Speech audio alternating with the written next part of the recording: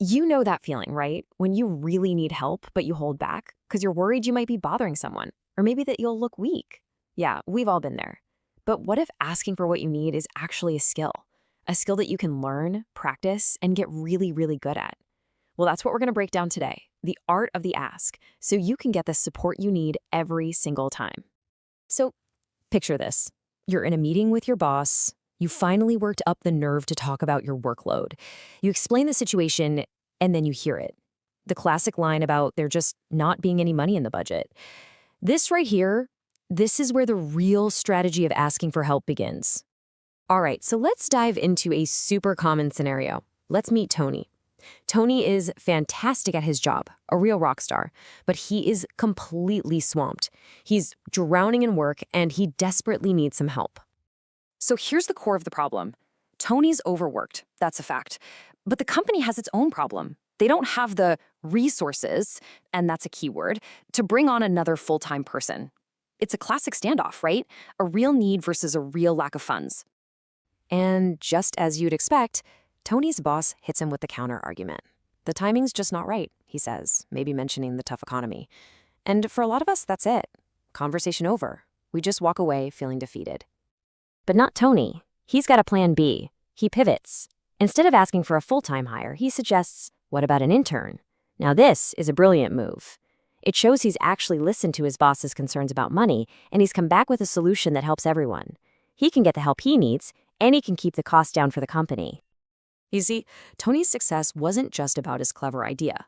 It was all about the specific words he chose to use. So let's zoom in and unpack the key phrases that really made his request work so well. Okay, first up is that word resources. When your boss says they don't have the resources, it is almost always code for, we don't have the money. Tony got that. He understood the real issue wasn't a lack of willingness, it was a lack of budget. And that let him aim his solution at the right target. And then Tony says, the fact is, we're understaffed. Oh, that is so smart. He doesn't say, I'm so busy or I'm stressed out. No, he frames his personal problem as a business problem. It's not about his feelings anymore. It's a factual issue that the company needs to deal with. That's a total game changer. Next, he uses this fantastic idiom. He says an intern would take some of the weight off my shoulders. It's so powerful, isn't it? It's visual. You can almost feel the relief.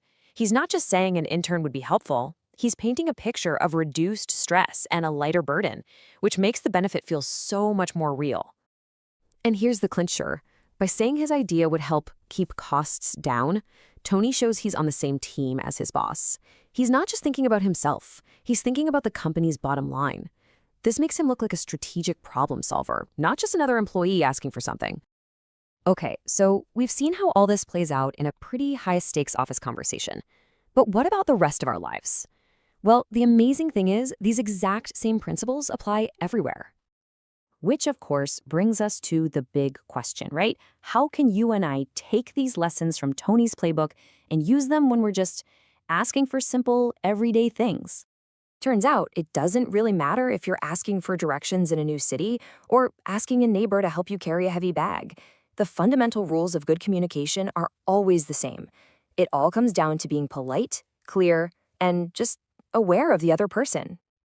So, ready to get practical? Let's boil all this down into a super simple 4-step guide that you can literally use for any situation you can think of. Okay, here it is, your 4-step blueprint. First, always start politely. A simple "excuse me" or "could you please" immediately shows respect. Step 2, be crystal clear and specific. Don't just say, I need help. Say, could you help me lift this box onto the shelf? It makes it so much easier for them to say yes. 3, mind the situation. Is the person you're about to ask on the phone or in a rush? Wait for the right moment. It shows you value their time. And finally, step 4, always show gratitude. A genuine thank you goes a long way and builds goodwill for the next time you need something. Now, of course, context is everything. You're not going to talk to a total stranger the same way you talk to your best friend, right? For more formal situations, something like, I'm sorry to bother you, but is a great way to start. With friends and family, you can be way more casual. Hey, can you give me a hand with this? The secret is just to adjust your tone to fit the person and the place. And hey, don't forget this part because it's huge. Your body language is speaking long before you even open your mouth. A calm voice, making a little eye contact, and offering a friendly smile. All these things create trust. Sometimes, how you ask is even more important than the words you actually say.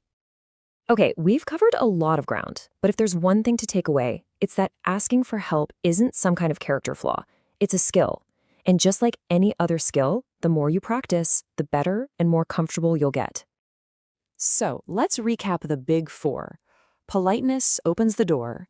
Clarity makes sure you get what you actually need. Awareness of the situation shows you respect the other person. And gratitude, well, that's what makes people genuinely happy to help you again in the future. Nail these four and you're golden. So I'll leave you with this little challenge. Think about it. Using these steps, what's one thing, big or small, that you're going to ask for this week? Go ahead and put this skill to the test. I think you'll be pretty amazed at what happens when you just ask.